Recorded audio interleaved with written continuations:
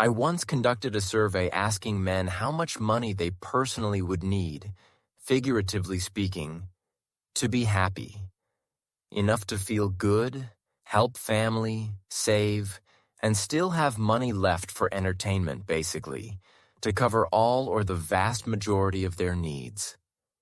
The most common answer turned out to be $100,000 per year. I think many people have seen those videos where interviewers ask women on the street how much a man should earn for them to consider a relationship with him. And as you might guess, figures around $100,000 were mentioned, but only a few times.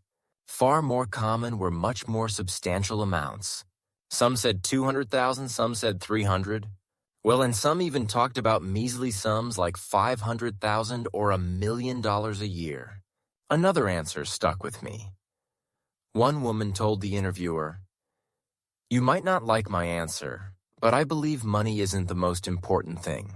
So, among many women, it's considered impressive when their man earns a lot. Conversely, if a man earns little, a woman might feel awkward talking about it. It turns out that a man's high income boosts a woman's social status. It's like how some men exaggerate the number of ladies they've been with. Some women state these high financial demands simply to artificially boost their own significance. In reality, many of them are perfectly content with much more modest options. I know a woman who used to run courses for other women and claimed that men earning less than, say, $50,000 a year weren't even worth considering. Yet it later turned out she herself was with a perfectly ordinary man. With perfectly ordinary income, I believe he even had some debt problems. Naturally, in my opinion, it's unfortunate that this kind of information even spreads widely among women. But I wouldn't lose too much sleep over it. After all, if most women actually followed the advice to look for a man earning $300,000 or more, most of them would simply end up alone. Because men who meet those criteria, if we're lucky, make up maybe 3% of the total. Sure, there will always be a few who wait for their prince until they're 40, but by then it might be too late. Exactly. Many women watch Instagram, where a beautiful life is on display, and start thinking that everyone lives like that except for them. They develop a false impression that if not everyone, then most people vacation in the Maldives 2 or 3 times a year, that everyone receives expensive gifts and jewelry, that everyone leads a luxurious life. Meanwhile, they feel like their own life is nothing but routine and failures, the kind of things nobody seems to post on Instagram. And this, in part, is where those unrealistic expectations for men come from. But again, in my opinion, this isn't all that critical.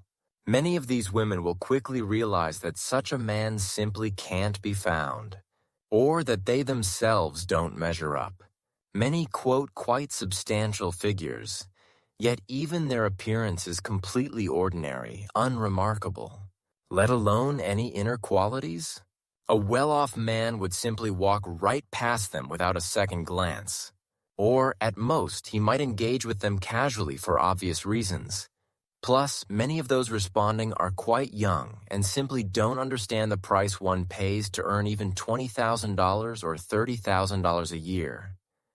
To them, $300,000 or $500,000 is just an abstract concept, so they pluck those numbers out of thin air. As for my opinion on how much a man should earn, of course, a man doesn't owe anyone anything. It's an entirely personal matter for each individual. In my view, you should earn exactly as much as you need to be comfortable yourself. I'll tell you what I do. I try to appreciate what I have now while striving for more. After all, the life I'm living right now might be an unattainable dream for someone else. On the other hand, I personally choose not to settle for what I've achieved and to keep moving forward.